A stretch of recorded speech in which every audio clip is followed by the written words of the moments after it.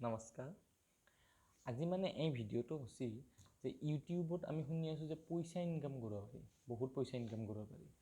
আৰু এইটো এটা সঁচা কথা, ইউটিউবৰ পৰা ইমানখিনি পইচা ইনকাম কৰিব পাৰি যিমানখিনি এটা সাধাৰণ চৰকাৰী চাকৰিৰ মানুহতকৈ বহুতখিনি হাইলি লেভেলৰ ইনকাম কৰিব পাৰি। আৰু ইয়াৰ প্ৰমাণখিনি হয়তো আপুনি ইউটিউবৰ বিভিন্ন ধনী ধনী ইউটিউবাৰ যিখিনি আছে আৰু যেনে বিবেকি ভাইন্স, কেৰি মিনাটি, আশিষ চাঞ্চলানী, এইবিলাকৰ গোটেইখিনিৰ পৰা আপোনালোকে পায়ে থাকে গমটো যে আগতে কেনেকুৱা আছিল, এতিয়া কেনেকুৱা হ'ল, তেনেকুৱা ধৰণৰ। গতিকে এতিয়া আপোনালোকক ভাবি আছে যে ইউটিউবৰ পৰা যে পইচা ইনকাম কৰে যে কেনেকৈ দেয়, কেনেকৈ পইচাটো আপুনি পাব, যে আপোনাৰ যেতিয়ালৈকে আপোনাৰ বেংকৰ একাউণ্টত আহি নাপায় পইচাটো আপোনাৰ নহয়, কেতিয়ালৈকে ইউটিউবৰ পৰা অহা পইচাটো আপোনাৰ বেংকৰ একাউণ্টত সোমাব, আপোনালোকে কেনেকৈ সেইটো হেৰি কৰিব, একদম সহজ ভাষাত বুজাই দিম। মানে একদম ইজি, মানে একদম ভালকৈ বুজাই দিম, একদম কম হেৰিত আৰু। যে ইউটিউবৰ যেতিয়া আপোনালোকে পইচা পাবৰ কাৰণে ইউটিউবৰ আপোনালোকৰ বৰ্তমানটো চেনেলটো থাকেই, এইটোতো আপোনালোকে জানে চেনেল কেনেকৈ খোলে। এতিয়া ইউটিউবত এটা নিৰ্দিষ্ট নিয়ম আছে যে ইউটিউবে যেতিয়া আপোনালোকৰ পইচাটোৰ কাৰণে আপোনাৰ মানে পইচাটো দিয়ে, আপুনি জানে পইচাটো দিয়ে কেনেকৈ, পইচাটো দিয়ে ইউটিউবে নেদেয়। আচলতে ইউটিউবত যিগিলা এড চলাই ইউটিউবে আপোনালোকৰ ভিডিঅ'ৰ ওপৰত, আপোনালোকে গম পায় ভিডিঅ'টো আৰম্ভণি বা মাজত আহি থাকে, সেই ভিডিঅ'কেইটাৰ দ্বাৰাই ইউটিউবে আপোনালোকক পইচা দিয়ে। ইউটিউবক আৰু সেই কোম্পানীকেইটাই দিয়ে যেটাই এড চলাব দিছে, চাবোনৰ কোম্পানী হওক, ব্ৰাছ পাতৰ হওক, কাপোৰ জোতাৰ হওক, যিখিনি হওক, সেইটোৰ সিহঁতে পইচাটো ইউটিউবে 45% ৰাখে, বাকী 55% আপোনাৰ ওপৰত দিয়ে, আপোনালোকক দি দিয়ে। এতিয়া পইচাটো দিয়ে কেনেকৈ, এনেকুৱাতো নহয় যে ইউটিউবে এডভাৰটাইজ চলালে আপোনাৰ বেংক একাউণ্টটো খুজিলে ইউটিউবে বেংক একাউণ্টত দিলে পইচা শুনি দিলে, সেনেকুৱাতো নহয়। বহুতখিনি ষ্টেপ বাই ষ্টেপ আছে, একদম বুজাই দি আছোঁ, ভালদৰে শুনি থাকক, বহি লওক, অলপ সময় বহি লওক, শুই লওক, যি কৰি লৈ লওক, ভালদৰে বুজাই দিম। এতিয়া আপোনালোকে ইউটিউব চেনেল খুলিলে, ইয়াত ভিডিঅ' দিয়া আৰম্ভ কৰিলে, ভিডিঅ'বিলাক দিওঁতে আপোনালোকৰ যেতিয়া 1000 ছাবস্ক্ৰাইবাৰ হ'ব লাগিব, আৰু ভিডিঅ'টোৰ যিটো ৱাটচ টাইম আছে, আপোনালোকে দিয়া ভিডিঅ'বিলাকৰ সময়বিলাক লগাই 4000 ঘণ্টা হ'ব লাগিব মানুহে চোৱা। গোটেইখিনি আপোনালোক এই দুটা বস্তু যেতিয়া আপোনালোকৰ সম্পূৰ্ণ হৈ যাব, আপোনালোকে ইউটিউবক এটা ৰিকুৱেষ্ট পঠাব লাগিব। সেইটো হৈছে মনিটাইজেশ্যনৰ কাৰণে। অৰ্থাৎ ইউটিউবক ক'ব যে মোৰ লক্ষ্য কৰ, মোৰ ইউটিউবটোৰ ওপৰত ভিডিঅ' মানে চেনেলটোৰ ওপৰত ভিডিঅ'বিলাকত এড চলাওক। ইউটিউবে আপোনালোকৰ চাব, ইউটিউবে যেতিয়া আপোনালোকক চাই পেলাই গম পায় ইউটিউবে যে ভিডিঅ' চলাব পাৰে, তেতিয়া আপোনালোকৰ ইউটিউবটো ভিডিঅ'বিলাকত এড চলাব। এড চলাই পেলাই আপোনালোকক যেতিয়া মানে ইউটিউবত ডাইৰেক্ট নকৰে, আৰু এইটো এটা আৰু আছে এপচেঞ্চ, সেইটোৱে আপোনালোকক পইচা দিয়ে। আপোনালোকক যেতিয়া পইচাটো দিব ইউটিউবে নেদে। অৰ্থাৎ ইউটিউবটো যদি এখন চৰকাৰী স্কুল, এবচেঞ্চটো যদি গভৰ্ণমেণ্ট, সেনেকুৱা। ইউটিউবটো চৰকাৰী স্কুল, এতিয়া একদম সহজকৈ বুজাই দিছোঁ। আপুনি এখন চৰকাৰী স্কুলত কাম কৰি আছে, স্কুলখনত আপোনালোকৰ কাম কৰাৰ স্কুলখনে পইচা নিদিব, আপোনাক পইচাটো কাই দিব, চৰকাৰে দিব। ঠিক তেনেকুৱা ইউটিউবখন স্কুল, এবচেঞ্চটো চৰকাৰ, এনেকুৱা। আৰু আপুনি যাতে কাম কৰি আছে ক'ত, ইউটিউবতহে কাম কৰি আছে, সেনেকুৱা।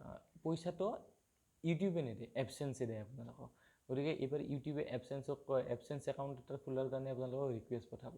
যেতিয়া এবচেঞ্চত আপোনালোকে ৰিকুৱেষ্ট পঠাব, এবচেঞ্চটো যেতিয়া আপোনালোকে বেংক একাউণ্টৰ লগত লিংক কৰিব, বেংক একাউণ্টৰ লগত লিংক কৰাৰ লগে লগে এবচেঞ্চে আপোনালোকক পইচাটো যিমানখিনি ভিডিঅ' চলাই লগে লগে নেদে।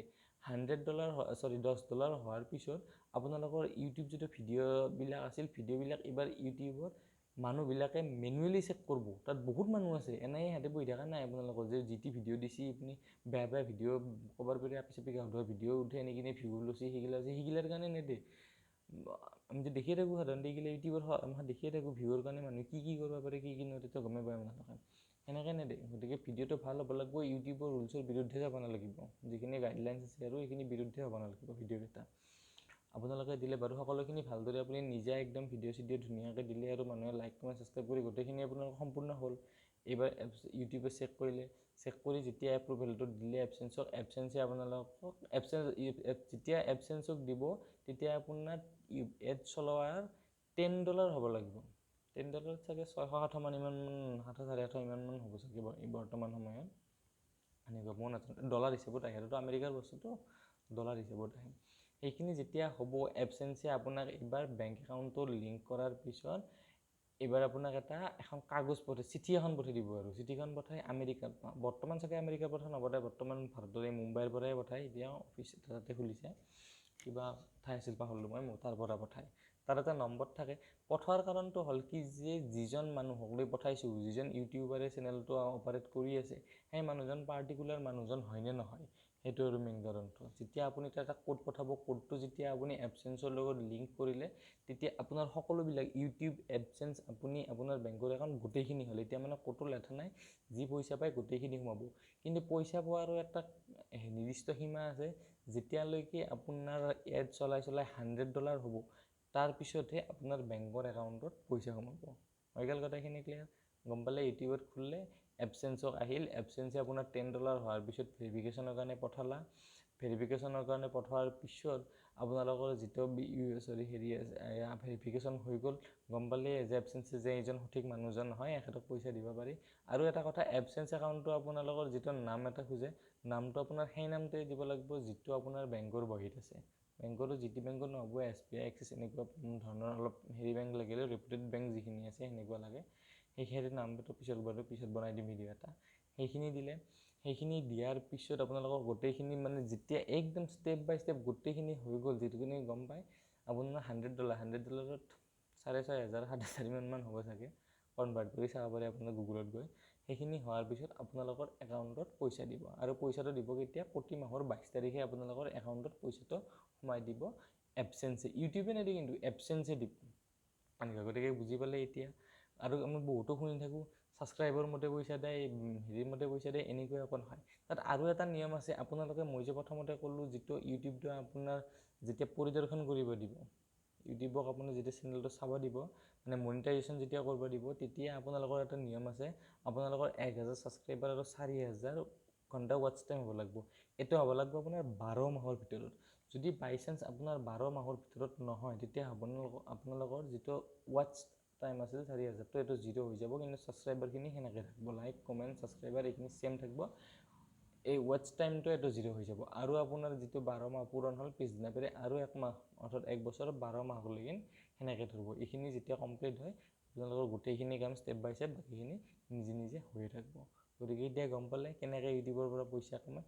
আৰু এই পইচাটো বহুত ওপৰলৈকে যাব পাৰে। এইটো এড লৈ হয়, কিন্তু বৰ্তমান ভাৰতত অলপ এডৰ ৰেটটো কম, তথাপিও বহুতখিনি ভালেই।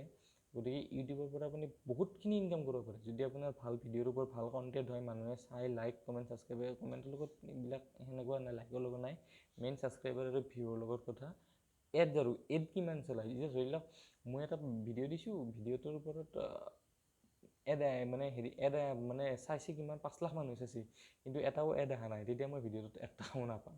এতিয়া ধৰ 1 লাখ, এইবাৰ আৰু 1 লাখ মানুহ চাইছে, 5 লাখৰ ঠাইত 1 লাখ মানুহ চাইছে, কিন্তু গোটেইকেইটাতে এড দেখুৱাইছে, পইচাটো মই তেতিয়া পাম। কেনেকুৱা মানে ভিউ আৰু ৱাটচ টাইমটো জাষ্ট আপোনালোকে পইচাটো পোৱাৰ কাৰণে এখন বেৰাহে, এইটো পাৰ হোৱাৰ কাৰণে। এইটো যেতিয়া পইচাটো পাব, এইটো এডৰ মতে পায়, ছাবস্ক্ৰাইব বা লাইক কমেণ্ট এইবিলাকৰ মতে নাপায়, এড কিমান চলায় সেই এডৰ মতে পায়। তো বুজি পালে এতিয়া? ক্লিয়াৰখিনি অলপ হ'লেও মানে ক্লিয়াৰ হ'ল হেৰিখিনি। তেনেকৈ এতিয়া যদি কিবা অসুবিধা পায় কমেণ্ট কৰি সুধিব, একদম ভিডিঅ' এটা মই আৰু একদম মানে ষ্টেপ বাই ষ্টেপ একদম মানে ক'ৰ পৰা কি অপশ্যনত কেনেকৈ কি যাব লাগে। তো আজিলৈ এৰো, ৰাতি হ'ল, মই শুম দে আৰু।